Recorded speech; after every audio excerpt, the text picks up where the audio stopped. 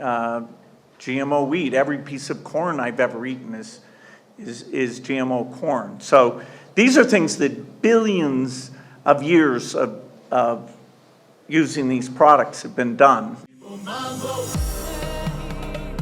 Welcome to Tunacheki's Africa React. I'm your host, Mikey Mushi, and this is a show where we go online and react to viral videos that are concerning the African continent. Before we begin, please make sure to like, subscribe, and hit the notification bell. It's the best way for YouTube to continue sharing our videos to more like-minded people like you. Okay? So today we will be reacting to this video going viral by Bill Gates when he was in Kenya a few months ago, when he was convincing Africans to all invest and plant and buy GMOs because the world has been doing it anyway, right? So let us watch this video and let's tell you why this is extremely dangerous for Africans to follow. Organic food is a small part of the market that's very expensive. But, you know, every piece of bread I've ever eaten is high productivity wheat, GMO wheat. Every piece of corn I've ever eaten is GMO corn. So these are things that billions of years of using these products have been done.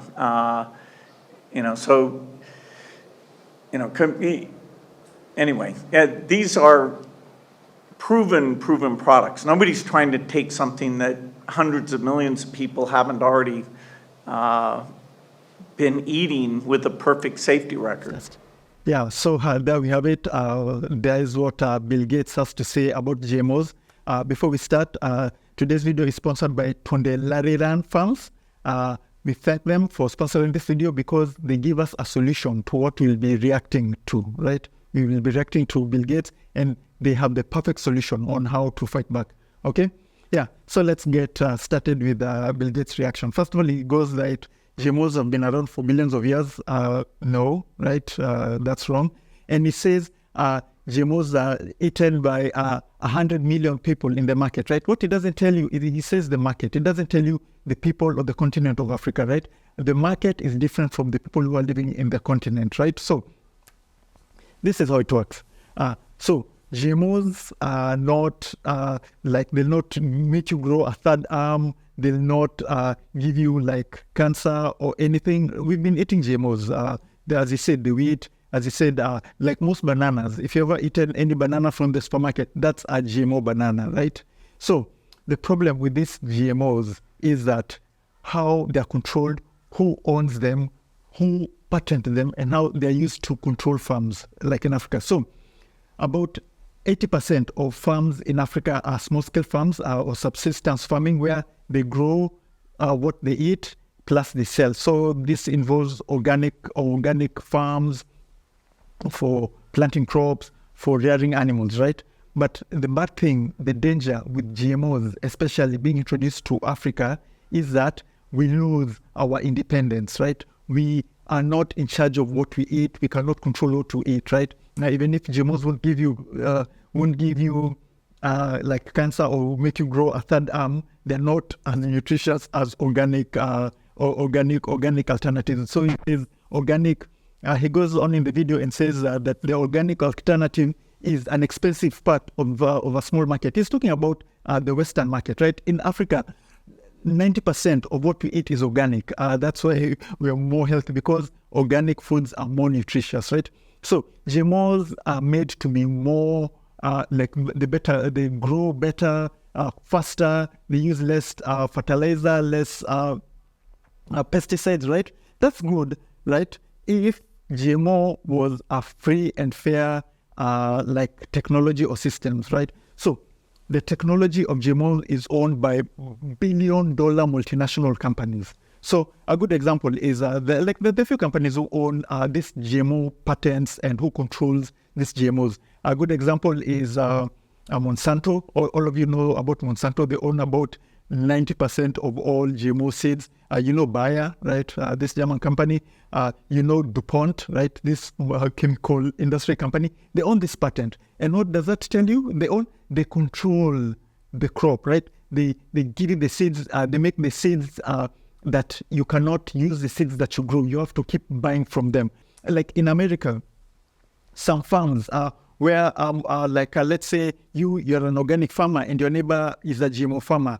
The pollen, when those pollens, right, go to your farm, Monsanto can technically claim your farm as theirs. They can come and sue you and say, hey, you're stealing the intellectual property, and they win, right? So this is what you're talking about control. And why is Bill Gates in Africa with this foundation wanting us to tell all Africans to grow GMO? Not because he cares about Africa, like food security and health. No, it's because in 2010, the Bill Gates Foundation bought about 500,000 shares of Monsanto worth $23 billion, right?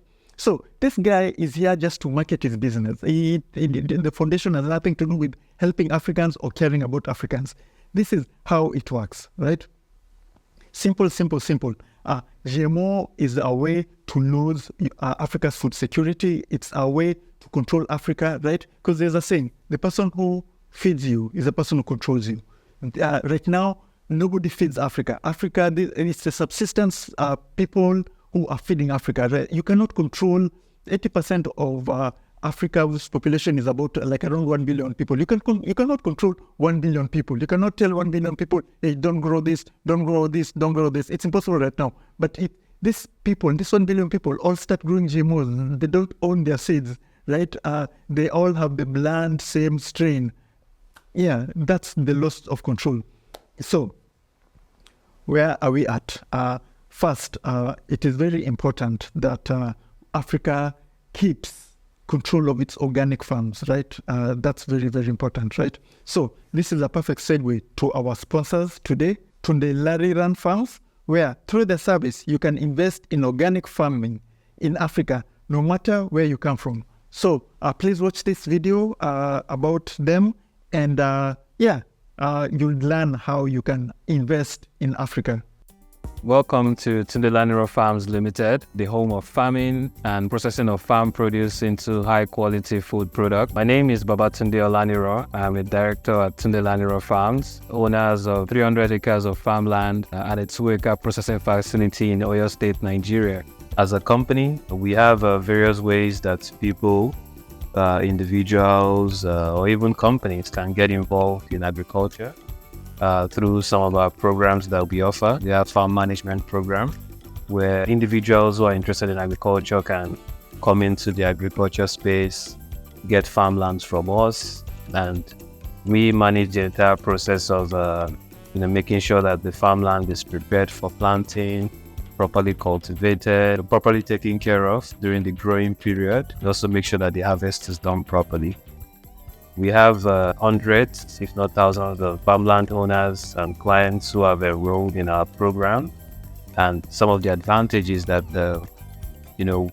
they get from us is, of course, trust, which is a very, very vital issue, especially for Nigerians and those that are living in diaspora.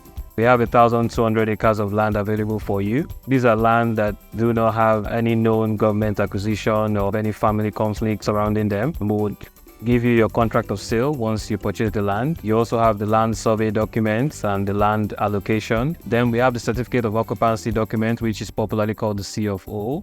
While the paperwork process is going on, you can begin cultivation on your land. We look forward to hearing from you. We look forward to serving you. Thank you. Yeah, so we will definitely urge you to take matters into your own hands. You are in the diaspora, like, hey, here, I cannot buy land in America and invest. I'm an African, I want to invest back home. Yeah, through TundeLaniran Farms, you can do that. Or you're an African American and you have always wanted to invest in Africa. You can do that. All the information will be in the descriptions below. Please make sure to hit them up, check out their online store where you can sample their products and see what they are currently doing in their farms, right? More from them in the future videos, but we really love African startups, African businesses that are coming up with solutions. You don't need an American billionaire to come save Africa. We've got so many smart Africans to do that, right? Yeah, so this has been our video, and We really appreciate you guys taking your time to watch our video, and make sure, as we say, like, share this video so that YouTube can share it to more like-minded people like you. All right, we always appreciate you guys. This has been Mikey Mushi from Tunachiki, and yeah, always remember, Africa is watching.